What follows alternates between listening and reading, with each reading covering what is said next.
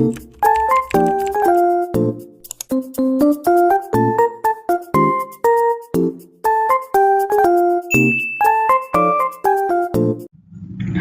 teman-teman, Assalamualaikum warahmatullahi wabarakatuh. Welcome back to my video. Hari ini mari kita bahas lagi soal-soal untuk persiapan tes P3K khususnya bidan di tahun 2024 ini ya teman-teman. Sebelumnya jangan lupa dulu di like, komen, dan juga subscribe channel akunya biar si channel ini terus berkembang, lalu nyalakan juga loncengnya biar dapat notif video terbaru dari aku. Karena insya Allah kedepannya aku akan sering buat video-video pembahasan tentang P3K dan juga CPNS ya teman-teman. Oke teman-teman, kalau gitu kita mulai aja ke nomor yang pertama ya. Di soal nomor 1 ini, seorang perempuan umurnya 24 tahun, G1P0 umur kehamilannya 12 minggu ya teman-teman, datang ke puskesmas dengan keluhan keluar bercak darah dari kemaluannya. Hasil anamnesisnya cemas akan kehamilannya, tidak ada nyeri tapi ya. Tidak ada nyeri, tidak memiliki riwayat penyakit apapun. Hasil pemeriksaannya KU-nya baik, tekanan darahnya juga normal ya, 100/60, nadinya 88 kali per menit, respirasinya 18 kali per menit, suhunya 37 derajat Celcius. Ini TTP-nya semuanya normal, HB-nya juga 12 gram ya. Diinspek pula. Nah, cervix-nya masih tertutup teman-teman. Tindakan apakah yang paling tepat pada kasus tersebut? A. Kolaborasi tindakan kuretase. B. Beri dukungan. C. Edukasi penyebab keluhan. D. Kurangi aktivitas. E. Tirah baring. Oke teman-teman, kita telah dulu ya. Di sini si usianya 12 minggu, keluar bercak darah, tidak ada nyeri dan juga inspekulo serviks tertutup. Nah, ini otomatis si diagnosanya itu mengarah ke abortus imminens. Karena apa? Karena keluhannya itu keluar bercak darah di trimester awal, tapi dalam keadaan serviksnya tertutup dan keluarnya cuma bercak darah aja. Nah, tindakannya apa kalau udah ada abortus imminens kayak gini? Yang paling tepat di antara opsi jawaban ini itu adalah tirah baring ya teman-teman. Jadi kalau ada kasus abortus imminens itu yang paling tepat tindakannya adalah tirah baring karena gak mungkin dilakukan kuretase ya, jadi si kehamilannya masih bisa dipertahankan. Beri dukungan boleh, tapi edukasi penyebab keluhan juga bisa, kurangi aktivitas juga bisa. Tapi yang paling penting itu adalah tirah baring si pasiennya. Jadi harus tirah baring dan evaluasi perdarahannya agar si perdarahannya berhenti teman-teman dan si kehamilannya bisa dipertahankan. Oke. Nah, ini aku punya di slide ini tuh macam-macam abortus ya. Jadi abortus itu ada imminence, insufficience, complete, sama incomplete. Sesuai ciri-cirinya tadi, yang imminence itu perdarahannya bisa bercak, bisa atau sedikit ya. Terus janinnya masih ada di uterus, makanya dari itu si janinnya itu masih bisa dipertahankan. Terus si serviksnya juga masih dalam keadaan tertutup. Kalau abortus incipient itu perdarahannya kadang banyak, terus kadang juga disertai gumpalan. Nah, terus si serviksnya terbuka ya teman-teman ciri-cirinya. Nah, di sini juga ada abortus komplit. Kalau komplit itu seluruh janinnya, bagian janin tuh udah keluar gitu. Dan kemungkinan besar si serviksnya itu menutup. Lalu ada juga nih abortus incomplete. Kalau abortus incomplete itu perdarahannya itu banyak teman-teman, tapi masih ada jaringan di dalam itu di dalam kehamilannya tuh masih ada jaringan, cuman belum keluar semua gitu. Dan si serviksnya juga membuka, teraba sisa jaringan hasil konsepsi gitu. Itu adalah jenis-jenis dari abortus. Oke teman-teman, selanjutnya kita akan ke soal nomor 2 ya. Nah, di soal nomor 2 ini, seorang perempuan umurnya 25 tahun, G1P00, hamilnya 39 minggu, melahirkan di PMB. Bayi lahir 15 menit yang lalu. Oh, berarti bayinya udah lahir selama 15 menit. Jenis kelamin laki-laki, menangis spontan, oksitosinnya sudah diberikan nih. Berarti oksitosin yang pertama sudah diberikan ya. 1 menit ketika bayi lahir. Tapi di sini ada permasalahan teman-teman. Plasentanya belum keluar. Apakah tindakan selanjutnya yang tepat pada kasus di atas? A. Lakukan tekanan dorsokranial. B. Berikan 10 unit oksitosin secara IM dosis kedua. C. Periksa kandung kemih. D. Lakukan penegangan tali pusat terkendali. E. Lakukan manual plasenta. Oke teman-teman, sesuai dengan APN, kalau misalkan bayi sudah keluar selama 15 menit, terus oksi pertama sudah masuk, tapi plasenta belum lahir, langkah selanjutnya yang harus dilakukan adalah berikan 10 unit oksitosin yang kedua gitu secara IM. Jadi jawaban yang benar itu adalah B ya teman-teman. Oke teman-teman, selanjutnya kita akan mengerjakan soal nomor 3 ya. Di soal nomor 3 ini, seorang perempuan umurnya 25 tahun nih. G1P0 hamilnya 39 minggu. Melahirkan di PMB. Bayinya lahir 15 menit yang lalu. Jenis kelamin laki-laki, menangis spontan, plasentanya lahirnya lengkap. TFU 3 jari di bawah pusat, kontraksinya kuat, tampak robekan perineum. Pada apa? Pada mukosa vagina, otot, dan juga kulit perineum. Apakah diagnosa yang dapat ditegakkan sesuai kasus tersebut? Nih, di sini kan ada pilihannya, ada P1A0, ada G1P0A0, ada P1A0, ada G1. Nah, ini kan sesuai dengan kasus ya, teman-teman. Ini kan udah lahir.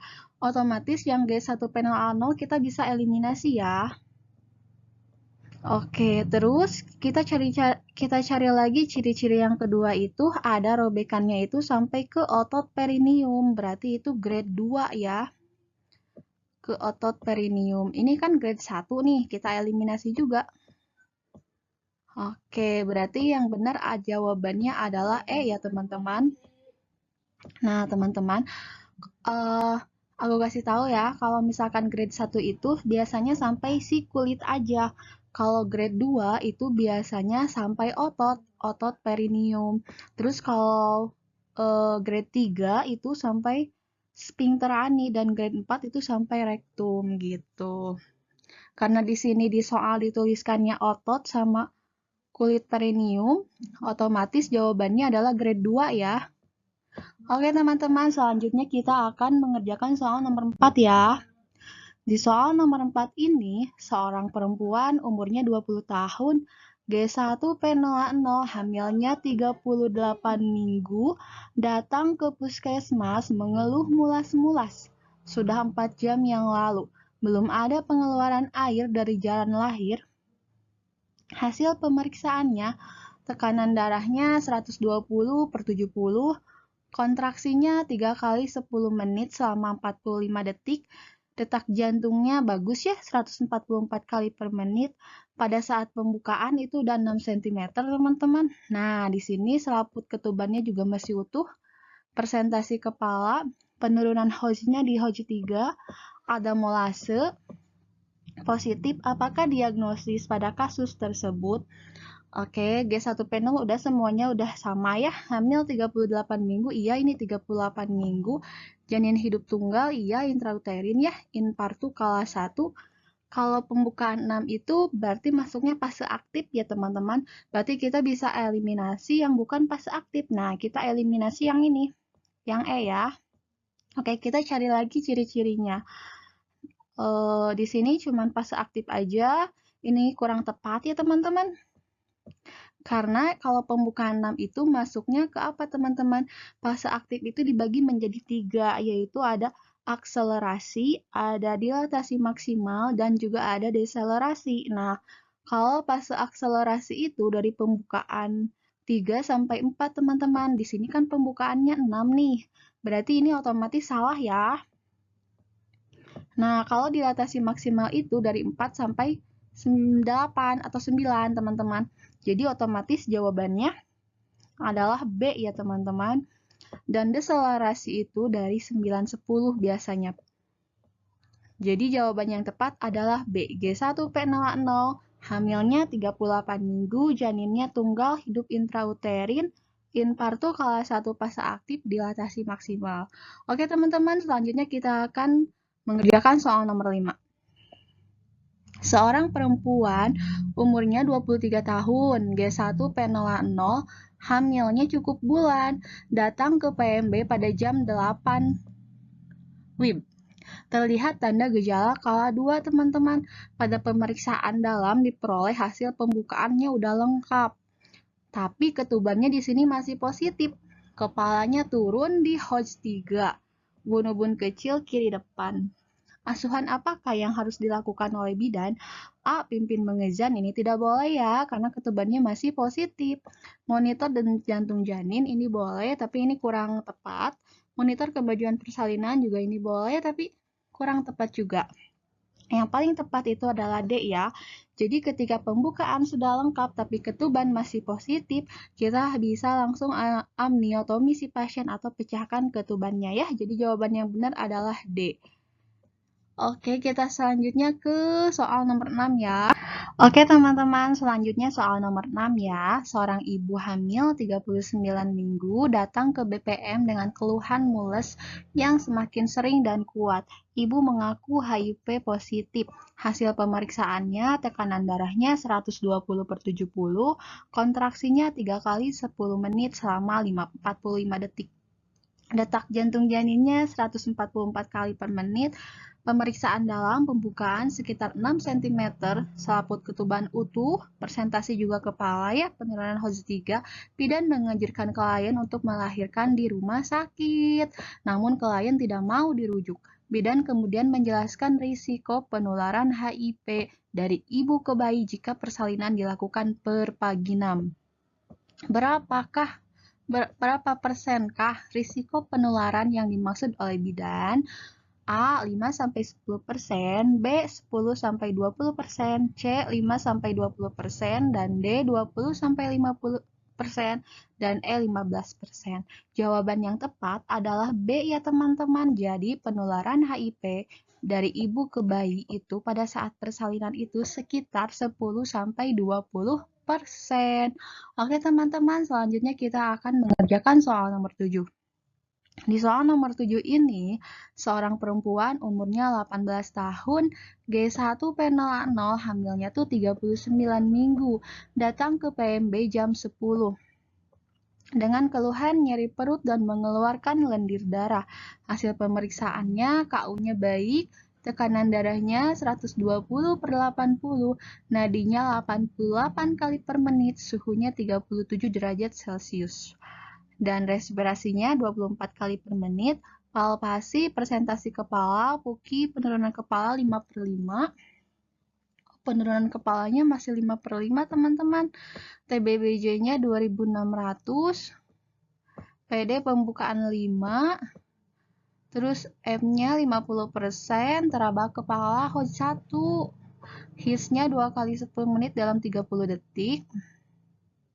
Nah, ini teraba promontorium dengan ukuran 10 cm. Linea innominata teraba 2/3 bagian. Apakah penata laksanaan yang tepat pada kasus di atas? Nih, kalau misalkan ada kasus seperti ini kan teraba promontorium itu jelas banget ya. Kemungkinan besar ini sih kasusnya itu adalah panggul sempit, teman-teman. Sedangkan si pasiennya itu kan datang ke PMB nih di sini.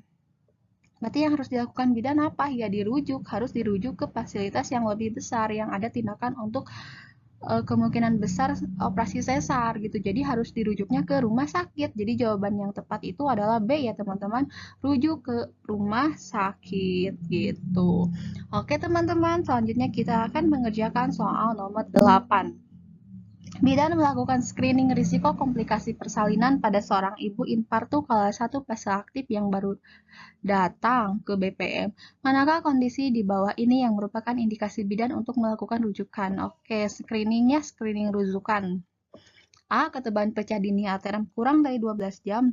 Ini salah ya, harusnya lebih dari 12 jam gitu. Ini kan masih kurang, berarti harusnya lebih dari 12 jam. Ketebalan pecah spontan pada pembukaan lengkap, ini juga bukan karena ini adalah hal yang fisiologis. Teraba bagian berdenyut di samping kepala. Nah, ini screening risiko pada saat persalinan atau yang harus dilakukan rujukan ya teman-teman. Karena kalau misalkan teraba bagian berdenyut itu kemungkinannya itu tali pusatnya menumbung teman-teman. Jadi jawaban yang tepatnya itu adalah C ya. Kemajuan pembukaan kurang dari 1 cm per jam pada multipara ini kurang tepat. HIS 4 kali 10 menit 40 detik. Bukan ya? Kita lanjut lagi ke soal nomor 9. Di soal nomor 9 ini, seorang perempuan 25 tahun G1P0 dalam Impartu Kala 2 di PMB setelah dipimpin meneran 30 menit lahir kepala bayi. Terdapat lilitan tali pusat. Nah, tapi si tali pusatnya itu agak longgar. Apa langkah yang paling tepat selanjutnya? Lakukan hisap lendir pada hidung mulut dengan dili. B. Bebaskan kepala dari lilitan tali pusat yang longgar. C. Pasang 2 buah klem dan potong tali pusat.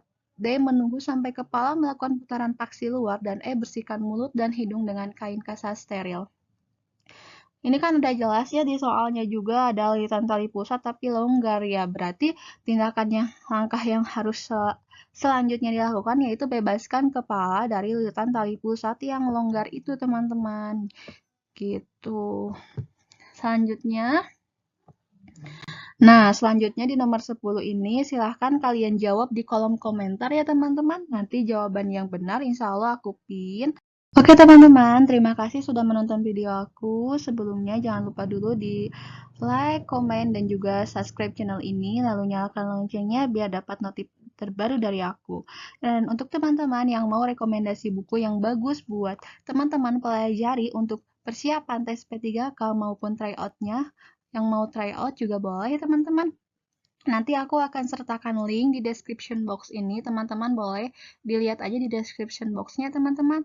Oke teman-teman, Assalamualaikum warahmatullahi wabarakatuh. Sampai jumpa lagi di video selanjutnya.